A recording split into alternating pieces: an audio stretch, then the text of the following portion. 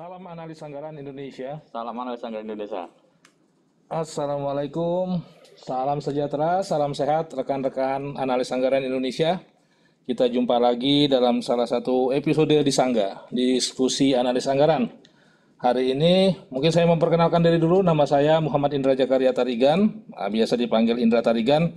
Hari ini saya diberi kehormatan untuk menjadi host dari episode di Sangga ini. Bersama saya hari ini ada salah satu tokoh analis anggaran Indonesia yang tokoh sentral lah gitu. Nah, nanti biar beliau membuka misterinya siapa dia berikut ini. Nah, silakan tokoh misterius kita perkenalkan dirinya sekaligus nanti memperkenalkan posisinya baik di analis anggaran maupun secara fungsional sekarang menjabat di mana. Silakan. Ya, makasih Pak Indra tadi kan. Assalamualaikum warahmatullahi wabarakatuh. Selamat salam sejahtera buat teman-teman semuanya. Ya, sebetulnya saya malu juga kalau dibilang tokoh sentral ini. Tapi perkenalkan, nama saya Sugiyarno Esti Budi Prabawa. Kalau di kantor panggil Budi aja. Kebetulan kalau di sekarang posisi saya sebagai analis anggaran ahli maja di Subdit Pekerjaan Umum dan Agraria dan Tata Ruang. Sedangkan untuk di AI kebetulan saya menjadi salah satu anggota Dewan Pakar dari AI. Kita sebetulnya sama Pak Indra kita udah lama kenal. Dulu kita sama-sama membina anggaran kepolisian. Jadi bukan asing lagi lah kalau buat saya Pak Indra tadi kan udah lama kita. Ada analis anggaran dari Polri mungkin kenal kita ya? Iya. Kalau ada teman-teman Polri daftar jadi analis anggaran, kayaknya kenal lah saya itu. Saya agak lama di situ, hampir 10 tahun lah jadi di seksi kepolisian. Kira-kira perkenalan saya cukup segitu. Makasih Pak Indra. Iya. Makasih Pak Budi, Mas Budi, Bang Budi apa nih yang enaknya manggilnya nih? Budi aja lah. Budi aja. Jadi kalau rekan-rekan nanti satu saat bertemu baik di DJA atau di forum-forum lain, bisa manggil langsung Budi gitu ya. Tapi enaknya masalah saya manggil Mas Budi lah. Oh, iya. Kebiasaan saya sehari-hari. Mas Budi, kita bicara isu terkini nih. Isu terkini di DJA. DJA itu kayaknya nggak pernah santai ya. Ini di awal tahun kita sudah punya kesibukan yang cukup menyita waktu, tenaga dan pikiran kita. Salah satunya nih yang lagi isu ini masalah namanya banyak. Sebagian orang bilang refocusing, sebagian orang bilang penghematan, ada juga yang bilang penghematan, refocusing, satu lagi pemotongan anggaran. Nah, Mas Budi bisa tolong ceritakan sih apa sih sebenarnya yang terjadi di awal tahun ini yang isunya sedang merebak ini. Kalau di kalangan kita analis anggaran bisa dikatakan ini isu viral ini. Bisa dijelaskan ini apa sebenarnya isu tentang refocusing, pemotongan atau penghematan ini? Siap. Makasih Bang Indra. Jadi sebetulnya kalau kita di DJ itu yang namanya dulu sih namanya penghematan, pemotongan.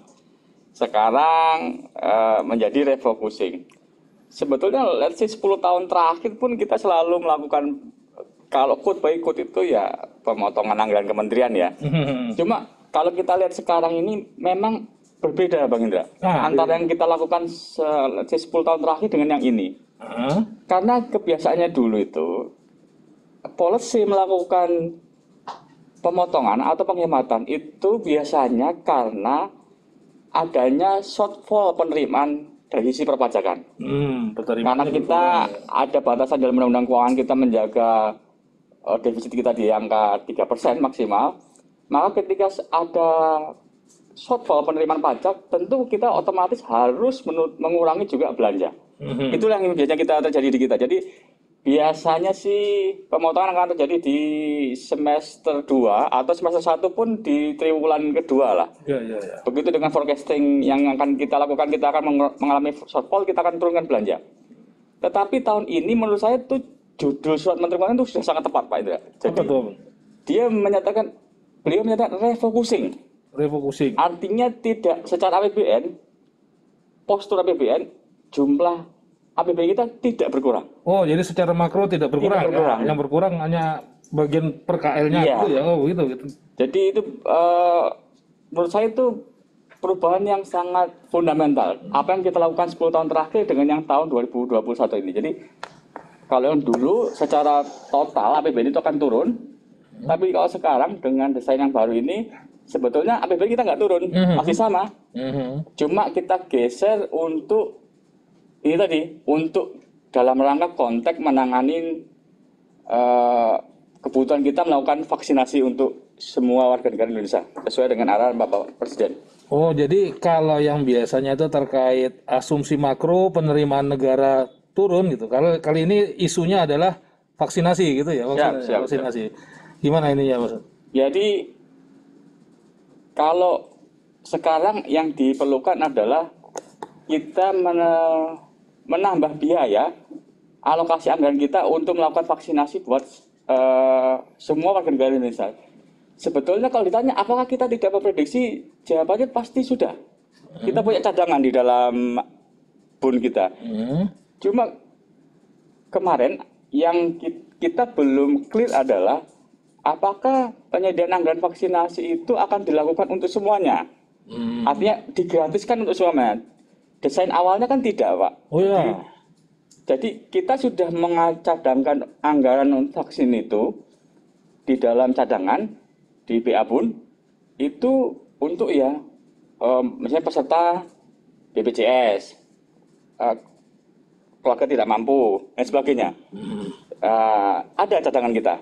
Nah kemudian diputuskan untuk setelah tahun 2021 diputuskan untuk memberikan vaksin itu gratis tanpa terkecuali kepada semua warga negara Indonesia, otomatis kebutuhan anggaran untuk pengadaan vaksin itu menjadi bertambah, Pak Indra. Jadi otomatis kita harus melakukan langkah untuk menambah alokasinya. Alokasi ya. Betul. Nah, diskusinya dengan DPR juga pada dasarnya DPR juga setuju sepanjang pemerintah tidak menambah utang baru. Menambah utang baru. Nah, oleh karena itu ya otomatis kita harus melakukan relokasi, Pak Indra, antara anggaran-anggaran yang semua anggaran penting. Kalau sudah masuk di dalam DIPA pasti penting. Cuma di antara yang penting itu mana yang masih belum prioritas supaya kita bisa geser itu ke dalam pengadaan vaksin dimaksud, Pak Indra. Kira-kira gitu. Jadi kalau dinyatakan apakah tidak diantisipasi, dinyatakan dijawab sudah. Buktinya kita punya cadangan di Bun, tapi begitu cakupan penerima vaksin itu menjadi seluruh warga Indonesia tanpa terkecuali, tidak memandang penghasilan atau profesi atau dia punya asuransi atau tidak, tentu alokasinya akan menjadi berubah. Kira-kira gitu, Bang Indra. Baik. Berarti latar belakangnya memang ini adalah alokasi anggaran yang kita butuhkan untuk vaksin gratis ya, program vaksin gratis. Pak Budi, mungkin teman-teman rekan-rekan kita analis anggaran ini kepingin tahu gitu. Apakah ada metode gitu, ada cara khusus yang dilakukan DJA gitu untuk mendapatkan angka refocusing, angka penghematan itu. Kenapa suatu KL itu dihematnya sekian, KL yang lain dihematnya sekian. Apakah ada cara-caranya gitu DJA untuk mendapatkan angka tersebut kan gitu. Baik, terima kasih Bang Indra. Ini pertanyaan yang kadang sensitif untuk beberapa KL tertentu. Kenapa saya dipotong sekian, sedangkan KL yang lain kok sekian, padahal tipe tugas pokok fungsinya mirip-mirip gitu ya. Jadi kalau kita kembalikan pada surat Menteri Keuangan S30 itu ada dikasih guidance. Memang guidance yang garis besar aja Pak Indra. Jadi pertama, refocusing ini hanya boleh dikenakan untuk sumber dana rupiah murni. Rupiah murni ya. Jadi APBN kita lihat Pak Indra belanjanya.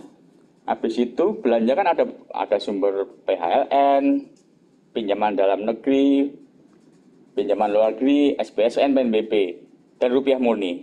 Nah ini ketentuan yang akan direfokusin hanya untuk sumber dana rupiah murni saja. Misalnya suatu KL punya anggaran 10 triliun nih, tapi dia PLN dan SBSN dengan PNBP-nya itu sudah mencapai 7 triliun. Berarti sasaran untuk penghematan hanya 3 triliun. Oh, berarti sasarannya dari rupiah murni? Hanya untuk rupiah murni.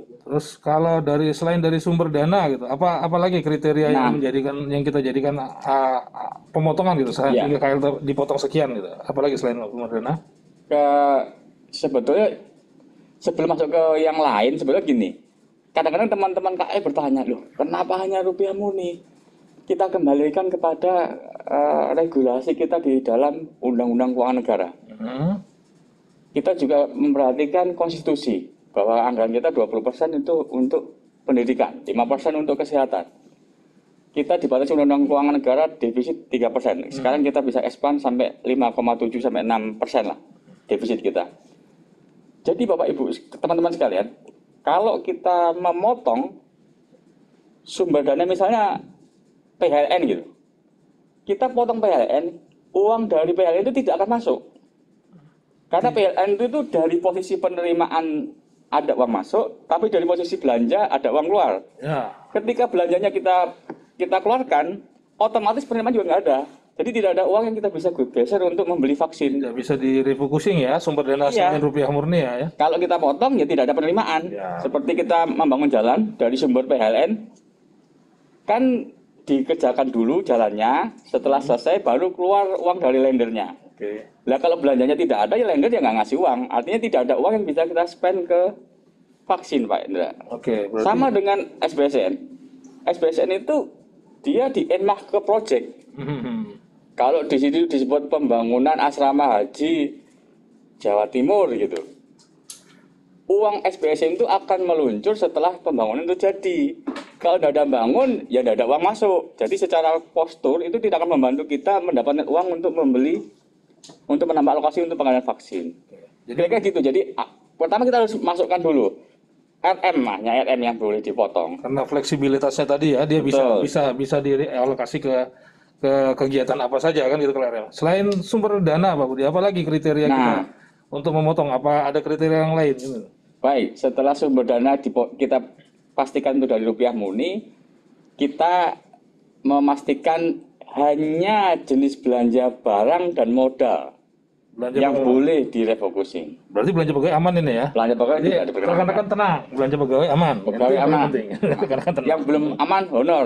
Kalau punya kan gitu. Kalau enggak punya ya enggak usah khawatir. Orang enggak. Honor juga jarang dibawa pulang, tenang saja. Iya, iya, iya. Yang penting belanja pegawai aman. Lanjut Pak Budi. Ya, setelah itu ya intinya otomatis secara filosofi apapun ceritanya ini berkaitan dengan hajat hidup orang banyak.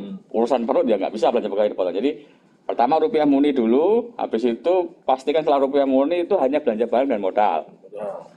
Setelah itu parameter terakhir itu sebetulnya di dalam surat Menteri Keuangan S30 adalah yang dipotong adalah belanja barang non-op.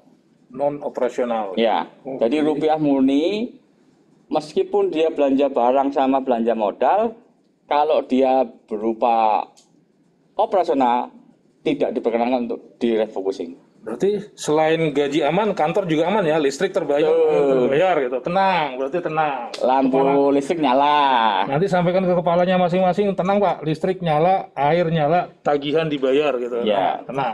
Kantor masih bisa dibersihkan sama cleaning service Cleaning lah. service juga tenang. Masih bisa. Lanjut Pak Budi, apa lagi kira-kira? Nah, kalau di dalam kita lihat di dalam S30 batasnya seperti itu aja Pak Indra. Jadi batasannya rupiah murni, jenis belanja barang sama modal. Terakhir adalah itu merupakan non operasional. Oke. Tetapi ada juga arahan-arahan dari pimpinan sejauh mungkin refocusing ini tidak melakukan pemotongan refocusing untuk anggaran-anggaran bersifat PN, PN apa tuh? prioritas nasional. Oh, prioritas nasional. Sejauh mungkin. Sejauh mungkin. Jadi kita tetap berusaha agar target-target PN kita tercapai, walaupun kita juga untuk memerlukan tambahan alokasi untuk penyediaan anggaran vaksin COVID ini, Pak Indra. Artinya waktu kita menghitung gitu kan, setiap KL itu pemotongannya berapa, kita sudah menyisihkan juga ya sebenarnya prioritas nasional gitu ya. Ada ini kembali ke teman-teman KL juga nantinya kan di surat tidak menjelaskan. Oke. Yang berikutnya Pak Budi, kira-kira nih teman-teman sudah jelas nih bahwa yang dipotong nanti rupiah murni, belanja barang, belanja modal, bukan belanja operasional, gaji aman gitu kan. Langkah-langkah yang harus dilakukan ini sudah Menteri Keuangan sudah keluar nih. Teman-teman analis anggaran ini harus langkah-langkahnya apa? Langkah-langkahnya apa ya untuk menyelesaikan proses refocusing ini gitu. Baik, Bang Indra. Jadi kalau kita berpedoman pada S30 sebetulnya tanggal 19 Januari kemarin itu kewajiban kementerian untuk menyampaikan rekapnya saja. Oh, rekapnya Rekap. ya. Nah, nanti tanggal 12 apa ya Pak? Februari itu dia harus sudah menyampaikan RKKL. Oh, usulan revisinya ya? Usulan revisinya sudah harus disampaikan. Informasi terakhir sampai tadi malam posisi dari target 59 triliun yang sudah menyampaikan rekap sudah mencapai 52, berapa gitu. Jadi, tadi malam tanggal 1 Februari ya? 1 Februari. Tanggal 1 Februari ada 52 triliun dari targetnya berapa? 59. 59, oke. Kurang 6, berapa? Oh, Gitu, sedikit Pak. lagi, oke. Tinggal satu kementerian. Nah, kalau teman-teman untuk yang teman-teman DJA memang belum bisa melakukan aksi apa-apa sebelum RKKL itu disampaikan ke kita. Tapi untuk teman-teman analis di kementerian mungkin bisa melihat target rekap itu sudah sesuai nggak, comply nggak dengan peraturan Menteri Keuangan yang S30 itu. Artinya bukan merupakan belanja operasional, bukan belanja pegawai, bukan merupakan PNBP, atau hanya rupiah murni aja. Itu aja menurut saya, kami itu aja Pak Indra yang perlu dipersiapkan teman-teman analis anggaran di kementerian sama teman-teman di DJA, analis anggaran di DJA. Nah, kalau sampai batas akhir yang ditentukan surat itu, misalnya teman-teman analis anggaran ini kan namanya analis anggaran kan punya pimpinan.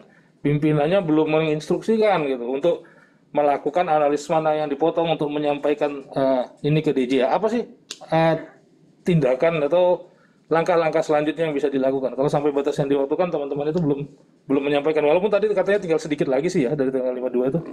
Iya, lebih tepatnya tinggal satu kementerian aja yang belum menyampaikan. Jangan disebut nanti Jangan disebut. Hanya menyebut satu aja, tapi tidak disebut. Ya sebut ya. Tidak berani memang, tak berani disebut. Singkatan juga jangan. Nah, jangan. Inisial pun tak berani. Pokoknya satu KL aja, tapi tidak berani. Jadi karena ini bukan program nasional dan sudah disampaikan Bapak Presiden di dalam sidang kabinet, saya kira semuanya harus comply lah ya, patuh terhadap putusan ya. Tetapi apabila sampai dengan batas waktu yang ditentukan 12 Februari itu tidak menyampaikan, di dalam surat Menteri Keuangan juga disampaikan bahwa Ditjen Anggaran yang melakukan pemblokiran sepihak. Oke. Ada kewenangan itu. Tapi kami yakin teman-teman analis anggaran di DJA itu sangat tidak berharap skenario ini terjadi. Kami berharap teman-teman KL bisa memenuhi comply atas peraturan Menteri Keuangan yang sudah juga merupakan perintah dari Bapak Presiden supaya perjalanan ini bisa smooth dan memberikan manfaat lah buat seluruh rakyat Indonesia. Jadi kalau saya pribadi menegaskan semua yang ada dalam RKKL di kementerian itu penting. Tetapi kalau ketika kita komparasi dengan kebutuhan kita melakukan vaksin, harusnya vaksin yang menjadi prioritas. Kira-kira gitu, Pak Indra. Baik, Pak Budi. Terima kasih, Pak Budi, Mas Budi. Terima kasih penjelasannya. Mungkin kita nggak bisa berpanjang-panjang. Sebenarnya banyak yang ingin saya tanya, tapi karena memang kita harus segera mengakhiri acara ini dan teman-teman mungkin yang mempunyai tugas-tugas lain. Ya sebelum ini saya mau himbau dulu sama teman-teman ya. Jangan lupa subscribe and like. Walaupun saya ini bukan milenial, cuman biasanya saya nonton gitu. Jangan lupa subscribe and share link YouTube kita ini supaya teman-teman selalu mendapatkan berita-berita terbaik dari kita. Mungkin itu saja dan harapan kami apa yang kami sampaikan sudah bisa memberi penjelasan dan manfaat bagi teman-teman. Sebelum kita tutup, kita salam analisa anggaran dulu. Salam analisa anggaran. Bisa.